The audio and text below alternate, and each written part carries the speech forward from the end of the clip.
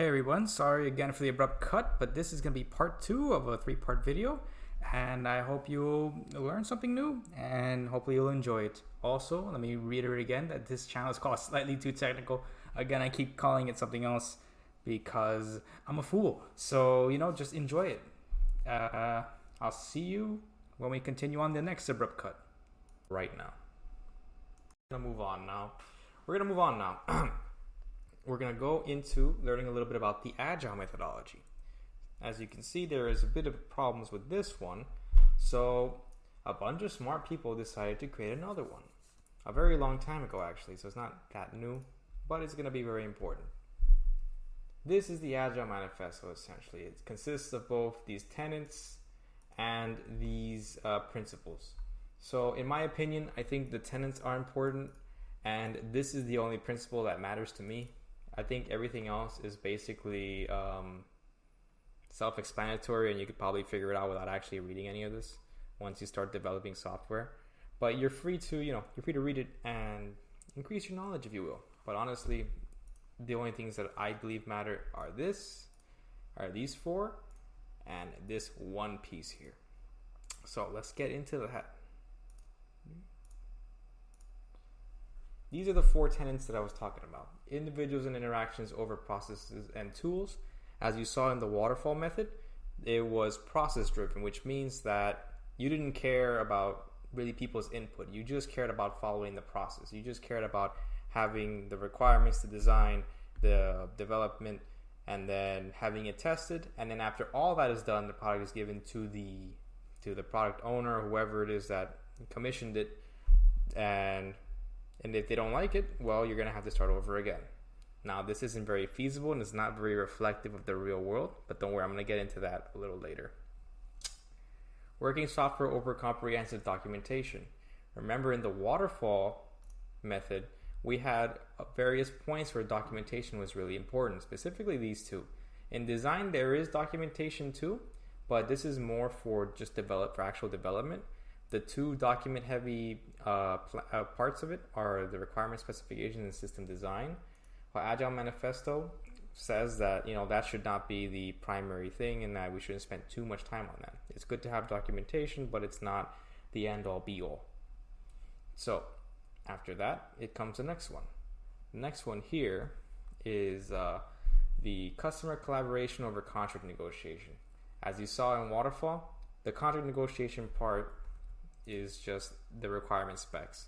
So basically, you're going to argue that if this guy wants change, you can't have the change because you said we wanted something else. So if you wanted cats in the beginning and that's what you were written down, you're stuck with that specification. You cannot deviate from anything here until after you're done, and then the implementation can be done again if you wanted dogs next time or whatever it is. So that is what is the difference between this tenet and what Waterfall offers. Responding to change over following a plan. That is the core tenet of Agile, is that it's very, very flexible. It is planned out in such a way that you can have changes in your development. You can implement different things according to whatever the wills may make of it, and still follow the plan and still follow the process. Sure, it could take more time, and then this is another problem with Agile that I will get into a little later as well, but it is possible to create, new features on the fly if it's reasonable, or to change already existing features. Now let's get into the one principle that I believe matters the most, and is, as I said, the most commonly abused one. Deliver working software frequently from a couple of weeks to a couple of months with a preference to the shorter time scale. What this means is that you're most efficient when you're working in smaller blocks of the code. So instead of developing the entire product like you do in Waterfall, you're developing pieces of it. So you're developing this feature in this time span, and then this other feature in the next time span, which I'm going to explain to you in a moment. And doing this separation of features, or whatever it is that you're trying to work on, from a bigger, giant, epic product is far more reasonable and far easier to plan around than it is to build the entire product from scratch. And that is what Agile is trying to do. However, this principle is abused by people who don't really understand it. This does not give you extra time to do things and doesn't magically give you an ability to create something quickly. This just tells you how you should organize yourself as you develop, which is what I'm going to go to next. Boom! What is all this? What is all these pictures all over my screen? All of this. Don't worry. This is basically what you're going to be looking at when you go into Agile. Now, there are different ways of implementing Agile in a company setting. The way that the one I've chosen to explain to you is called Agile Scrum. It is the version of Agile that I've dealt with the most, and honestly, every single job I've had implemented this form of Agile in some way, shape, or form. And you will probably experience it once you get out there into other companies that have implemented this as well. So, what is Agile Scrum? Basically, it's one way of implementing all those tenets that you saw, all the principles that you saw, into something more concrete and concise. So, I'm just gonna get into it, and don't worry, this isn't too hard. And when you actually do get into a software development, position where you have to deal with this, is actually really easy, and it's a lot easier to work with than it is with Waterfall, in my opinion. But hey, let's begin. As with all things development, we begin with the boss, the business person, the one who has your money, the one who is gonna pay you or not, depending on whatever it is you're making. And now in this example, we have the same need. I need a website for my cats. That is your epic. So an epic is basically the final product from everything that you're doing in this Agile Scrum, from all the pieces and features. You're gonna create this one big product, or one big software feature that is unfeasible to do it in a short amount of time. So you build up to that point. In this case, it's pretty simple, but we're just gonna use it, for an example. He wants a website for his cats. In other words, he wants a website that has cats on it. So the big picture here is building that website. And when you go from an epic, you're gonna divide them into stories. A story is basically a user saying that they need something on that page. So you're basically going from the high level product to something a little bit more easier to manage. So they're gonna say it in this way. And I, as a user, will need to do something or need something on this product. In this example, we're gonna say, as a user, I need a page that has a button on it. When I click the button must change to the color green. Whatever reason they wanted that. So this epic could have many stories, but this is just referring to one specific page, and that is what you're gonna be working on in the dev team. So once the story is given to you, you must decipher this, and you must get the requirements, just like in the waterfall method, because you're gonna need to know exactly what you're gonna build. In this case, we're gonna have a design, and it's gonna look like that. There's a green button on screen, and it's just a plain old website, HTML, CSS, nothing more than that. And you're gonna divide this into tasks. So the first task is, once you're done with the design, I need to build that page. I need to build a button on the page, and then the button has to change color on click. So you decide how you're gonna develop this. You decide exactly what way you're gonna do it, and you talk to your team and you start planning. And this is basically the cycle of Agile. They tell you they need something, they divide that something into smaller pieces, and then you divide that further into other tasks so that you can build it more concise and coherently. So what is this down here? This is basically that time thing that we looked at before. So remember, it says deliver working software frequently from weeks to months. Agile Scrum uses 2 week intervals to deliver something. It doesn't have to be the full product, it just has to be whatever the feature is that you're working on. And these are called sprints. A sprint is just a period of 2 weeks usually. I have not been in a job that changes this, but normally it's just 2 weeks. It's one sprint. And this sprint consists of a few things actually.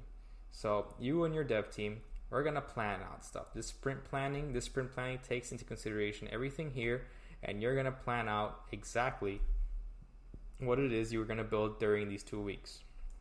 So let's just say this is part of the sprint. Like, we want to get this whole page done in these 2 weeks, and you're like, all right, so let's plan then. Let's begin by getting that. We need to get that page together, and we need to get that tasks here, and the buttons and the pages. Now, I'm not saying that this is how it's going to be divided in the days, because this represents 5 days in the week. But I'm just pointing to all the tasks and whatnot that you need to know, and you build them as you go along. Eventually, in this 2-week sprint planning, you're going to have a QA. This means that you're going to test it. You're going to have another team test it, or there's going to be some testing involved, and they're going to do it within the sprint. Sometimes it's not in the same sprint. Sometimes they maybe wait till the next sprint to check what you've done in the last sprint. But sometimes they do it in the exact same sprint, because they obviously have to. If you have one from behind all the time, they're always going to be testing something. Eventually, they will test, and then they'll find bugs in it. Oh, the button doesn't turn green or whatever. Then you have to go back and fix it, and that's the time that's needed down here. And you keep doing that until you reach the point where you could deploy. Deployment being the same thing, that you put it into a production environment so that it's done and the consumer can finally use the product. So you are basically done with whatever that feature is. Inside of this sprint planning, or inside of this sprint, there's actually a few other things going on. Specifically, your daily stand-up and your scrum, and how exactly you go about working on a task. Because there's actually a pretty small method of doing that, especially when you get to this point. So every day in Agile Scrum, you have something called a daily stand-up meeting. And this daily stand-up meeting consists of you and your team telling each other that, whatever it is you got done prior, what are you going to do today, or what you're working on actually, and if you have any impediments. Do you have anything that is stopping you? Do you need help with something? That's essentially what the stand-up meeting is, and it happens every day, and you have to go through that every day, and that's kind of boring, but that's just how this works. In order for you to actually do a task, though, there is a little bit more involved here. So you get your task first, you get assigned to it, and then you work on the task, whatever code you have to implement. And then when you're done, usually there's some sort of repository for that code to go into that's just for development purposes, so that it gets checked before it gets put into, people who are actually going to test it out. This is another level of checking your work, another level of your continuous integration, continuous development cycle. And then once your work is checked out by your team or by you, or you say that, hey, I've done my due diligence, I've tested it out, everything seems to work, I want to push this into whatever the next deployment environment is going to be. It's typically going to be the actual testing environment, and then after they're done testing, it goes into production, because you shouldn't be testing your code and giving it the okay for production, because we're all biased and we miss a lot of things, and that's something that they don't teach you in school, but just something to watch out for though. When you test your code locally, and then you did your due diligence, but never use that as the end all be all. Always have someone else check it for you. So what is missing here? In Waterfall, you cannot go back and talk to this guy again until after everything is done, but here you can. But where does it happen? I didn't write that down, did I? Just kidding, I did. There it is. Ho ho. I'm gonna move this guy over here. Normally this happens after you have some code deployment, or when you're basically saying that, hey, we could check this out. We could have the actual consumer, the actual whoever it is that gave us the orders to make this project, they can now check it, because we've gotten to a point where they could review it. This is called UAT, or the production review, And this can happen at any point. Once your product has reached a certain level of completeness, they'll get to check it out before it enters the actual production. This is just another layer of checking your work. So, and if they want to make any changes at this point, they'll let you know, because they've checked it out and said, hey, we've seen the product, we like it, or we've seen the product and we think we need this or that and that. And this is where that happens, and you're able to accommodate it because basically you're working off a template here. And when they finally do ask for any features, you have to tell them, well, this feature will take X amount of time to do, and what can we do with that? Oh, there's actually one thing I did miss though. Whenever you have a task assigned to you, you usually have to ask for a level of effort. You usually ask for a level of effort. So basically, let's say, hey, I'm going to create a button on a page. How long would that take me to do? Let's say an hour. It'll take me an hour to do, today. Oh man, I got to build this page. This might take me a day because I have to build this page, and then I have to put it in the source code, and then I have to do some testing on it. It might take me a day to build a page for whatever reason. And then to build the logic for the code, it might take me another hour. To turn the button from green to blue or whatever it is that I set up here. So during this sprint planning, you're gonna go back to these tasks and then assign them a level of effort of something like one, and then I don't know, 3. I think 3 is a day. You're gonna see these numbers pop up. These are like the Fibonacci numbers. I wouldn't worry too much about them. They're kind of subjective, and every team works with them a little differently, and it means a little differently per team. So in this case, I'm saying 1 means an hour and 3 means a day. And that's just whatever reason Agile decided, the most implementations of Agile decided to use things like this for some sort of context. But that's really up to your team. But you will be asked to say, hey, this task is going to take this amount of time and for this reason or that reason. So just remember that as you go forward.